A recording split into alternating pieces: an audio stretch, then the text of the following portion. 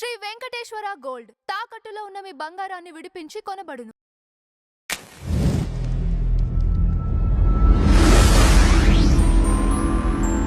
Sir నమస్తే. నమస్తే. Sir heroine త్రిషని అసలు మనిషే కాదు పరాన్న జీవి అని ఒక సింగర్ అంటుంటే మరొకరు అంటే త్రిషతో ఉండటం వల్ల విజయ్కి పొలిటికల్గా కూడా కలిసి రాదు అని వేణుస్వామి లాంటి వారు ప్రచారం చేస్తున్నారు.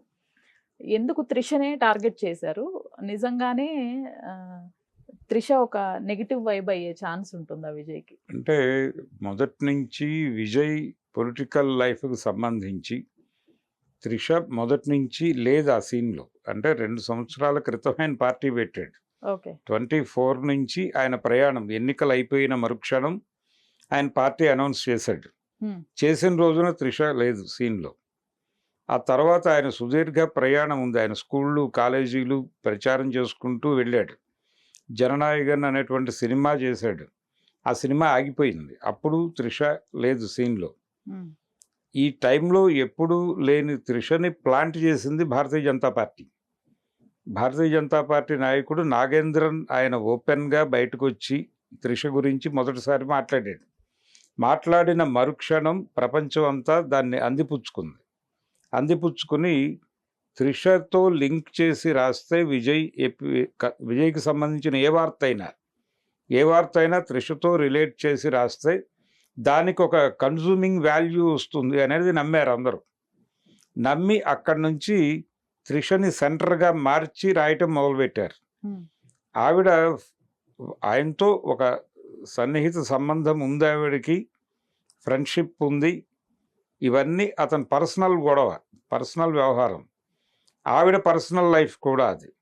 కానీ దాని మీద చాలా ఎక్కువగానే మీడియా రియాక్ట్ అవడానికి కారణం ఆవిడ ఆ విషయాలు మాట్లాడితే జనానికి ఇంట్రెస్ట్ ఉంటుంది అనేది ఒకటే. వీళ్ళు ప్లాన్ చేసింది, వీళ్ళు ఊహల్లో ఉన్నది అదే. అందుకని ఆవిడ టార్గెట్ అయ్యారు. కానీ నిజానికి ఆవిడ ఇన్వాల్వ్మెంట్ ఏమీ లేదు దీనిలో. ఆవిడ ఆ రిజల్ట్స్ వచ్చే రోజు తిరుమల వెళ్ళి మళ్ళీ తిరిగి వచ్చి ఆయన్ని కలిసి గ్రీట్ చేసి వెళ్ళిపోయారు. ఆ తర్వాత ఆయన ప్రమాణ స్వీకారం రోజు ఆవిడ కనిపించారు. అది ఎలాగైనా జరిగి ఉండొచ్చు. ఆవిడ రావాలి అనుకుని వచ్చారు, వాళ్ళు పెళ్లి చేసుకుంటారనే ప్రచారం కూడా ఉంది. ఆయన డివోర్స్ గొడవ తేలిన తర్వాత ఆ పెళ్లి విషయం చెప్తారు వాళ్ళే. కానీ దాని గురించి కూడా బయట మాట్లాడే రైట్ ఎవరికీ లేదు. అయినప్పటికీ ఈవిడ మాట్లాడిన స్టైల్ చూస్తే, అంటే సుచిత్ర లీక్స్ అంటున్నారు, తన అభిప్రాయంగా మాట్లాడింది. ఇందులో లీకేజ్ ఏం లేదు. తన అభిప్రాయం, ఆ అమ్మాయి వాంటెడ్గానే విజయ్ దగ్గర వాలింది, అతని వీక్నెస్ని ట్రాక్ చేయటం కోసం అక్కడ ఉంది ఆవిడ, తన ప్రయోజనాలు సాధించుకోవటం కోసం అన్నట్టుగా మాట్లాడింది. ఇది దానికి సంబంధించి ఏదో ఒక ఇన్ఫర్మేషనో ఉదాహరణ ఉండాలి, కానీ ఒక జనరల్ స్టేట్మెంట్ ఇచ్చేసింది. అంటే విజయ్ సక్సెస్ని ఆవిడ ముందే ఊహించిందా? ఆవిడ అంటే వీళ్ళు చెప్తున్న ప్రకారం తన వైఫ్తో గొడవ మొదలైన దగ్గర నుంచి ఆయన ఆవిడతో ఉంటున్నాడు అని, ఒక రిలేషన్లో ఉన్నాడు అని చెప్తున్నారు. ఇదంతా మొదలైంది ఎప్పుడు? అప్పటికి పొలిటికల్ డెసిషన్స్ లేవు ఇతనికి. తర్వాత మొదలైనటువంటి వ్యవహారం. సో ఇతన్ని ఆవిడ డ్రైవ్ చేస్తోంది అంటున్న వాళ్ళు కూడా ఉన్నారు.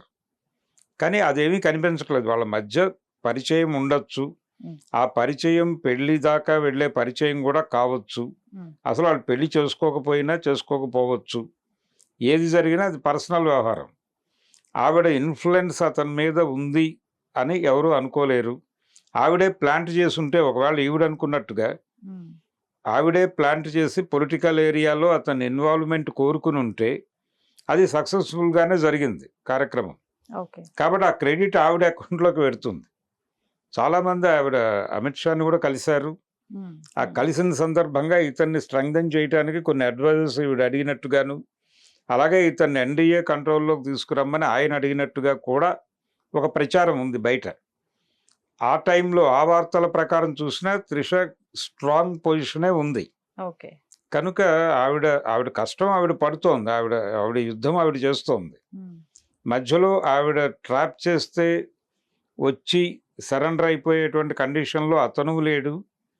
ఈవిడకి ఆ ప్రోగ్రామింగ్లో ఉండి సాధించగలనని ఆవిడ అనుకుంటున్నట్టుగా ఎక్కడా లేదు.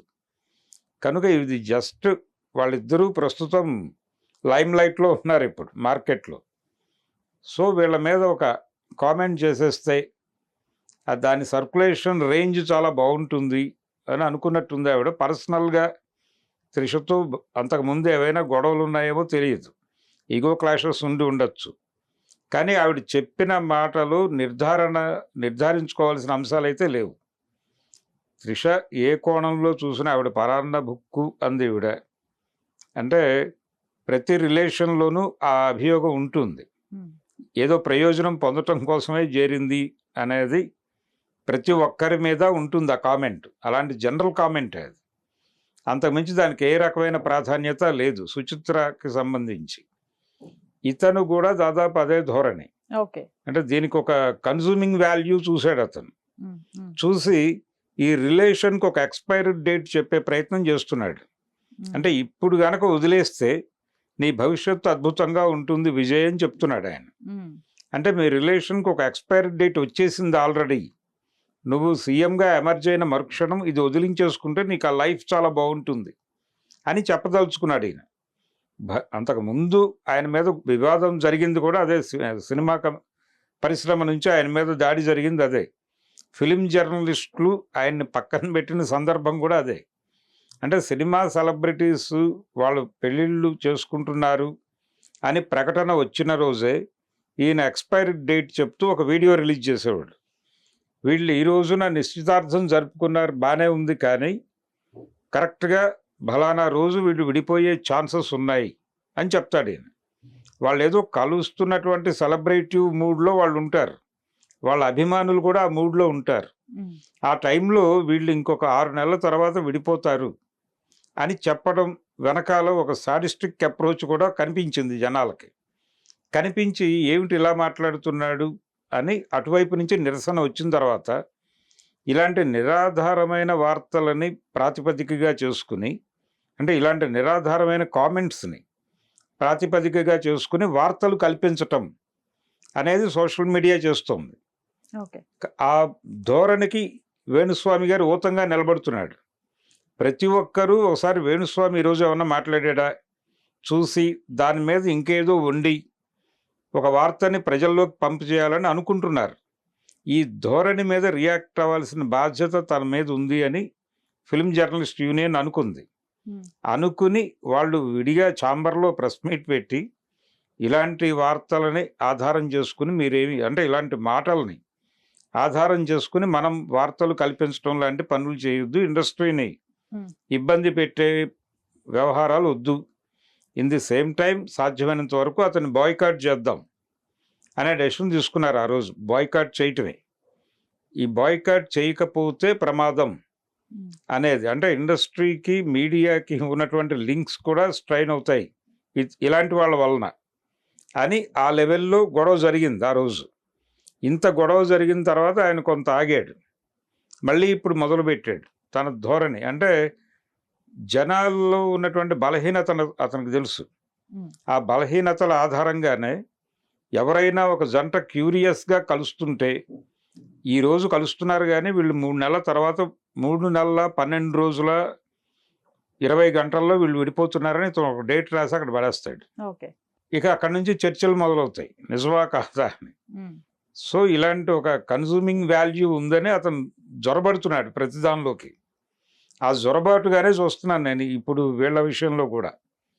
అన్వాంటెడ్ ఎంట్రీ ఆయనకి సంబంధం లేని ఏరియాలో అసందర్భంగా ఎంటర్ అయ్యి అక్కడ ఆ ఈవెంటు దాని తాలూకా ఆనందమో లేకపోతే మరొకటో ఒక ఎమోషన్లో జనాలు ఉంటారు. ఆ ఎమోషన్ని డైల్యూట్ చేసే పద్ధతిలో ఈయన మాట్లాడతాడు. ఒక రకంగా గాయపరచటమే. ఇలాంటి గాయపరుపు మాటలు మాట్లాడొద్దు అనే ఆ రోజున గొడవ చేసింది. ఆ రోజున ఎలా ఎక్స్పైరీ డేట్ చెప్పాడో అలాగే ఇప్పుడు కూడా ఈ రిలేషన్లో ఒక ఎక్స్పైరీ డేట్ చెప్పి అది అయిపోయిందని చెప్తున్నాడు ఆయన.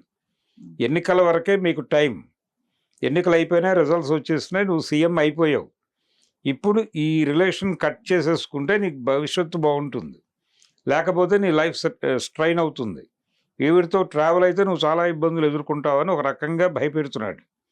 దీని నుంచి ఎలా బయటపడాలి స్వామి అని అడగాలి. ఇప్పుడు అడిగితే ఈయన ఫలానా హోమాలు చేసుకోవాలని చెప్తాడు.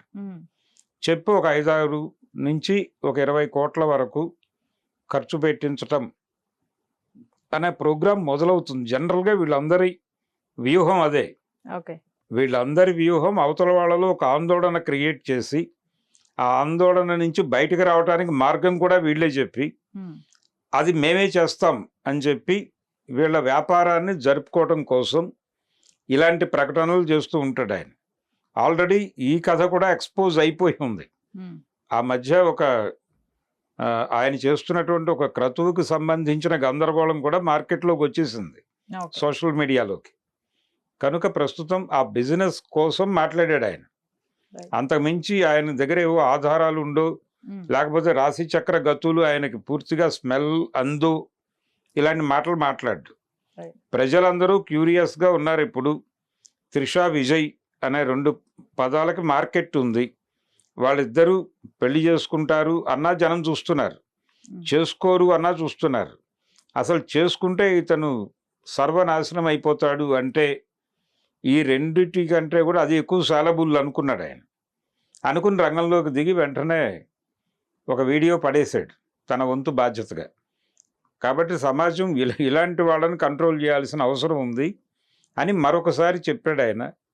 మరి ఎలాంటి రియాక్షన్స్ వస్తాయో చూడాలి ఇప్పుడు అతని మీద.